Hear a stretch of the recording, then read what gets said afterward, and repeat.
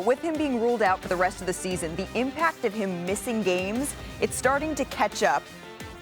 By the end of the season, Joel will have been available for just 51% of the 76ers games since he was drafted in 2014. Shams is back with us now. You broke the news yesterday, Shams, that Embiid has been ruled out for the rest of the regular season. How ultimately was this decision made? Malika, this all came to a head over the last couple of weeks, specifically when I'm told Joel Embiid went directly to 76ers owner Josh Harris about the state of his knee and about where the realization he's at with what's in the best interest of him, the organization, as far as a potential shutdown. Because remember, Josh Harris owes Joel Embiid up to $300 million over the next 5 seasons. So the backdrop to all this is that over the last month, we've seen fundamental differences between Joel Embiid and the 76ers as far as Embiid believing that he needs a different treatment approach for this versus the 76ers feeling you play on it, get in better condition, and you could continue on this year. This has been a situation the 76ers have been dealing with all season,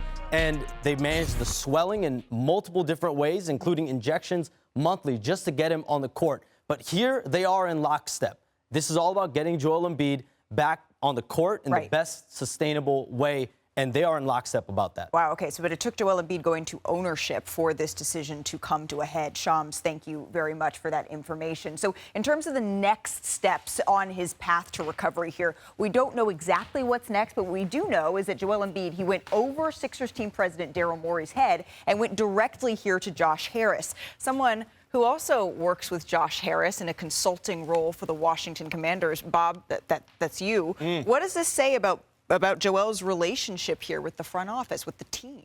Well, not as much as you'd think, Malika. I mean, the ownership involvement in the NBA is much more than many people think. These teams are worth billions of dollars. Used to be you buy a team for $50 million, and you let the GM do whatever he wants. Those days are over. Owners, and you guys know this, you all know this, and Shams certainly knows it, they're making deals. Right. They're certainly talking to stars that they owe a couple $100 million to.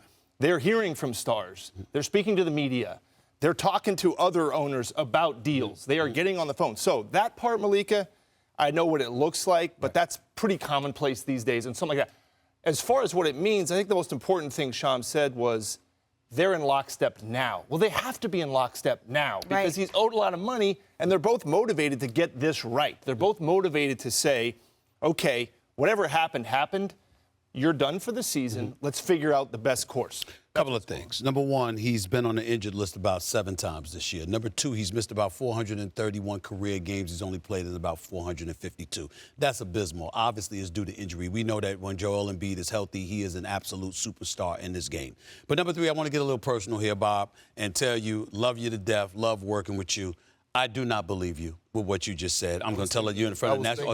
I don't believe you. Let me explain. Let me explain. I do not believe you. And now, with this, I'm not talking about what you're saying about owners. I'm talking about what you're saying about you. Josh Harris is the owner of the Washington Commanders of the National Football League, paid over $6 billion to get that team.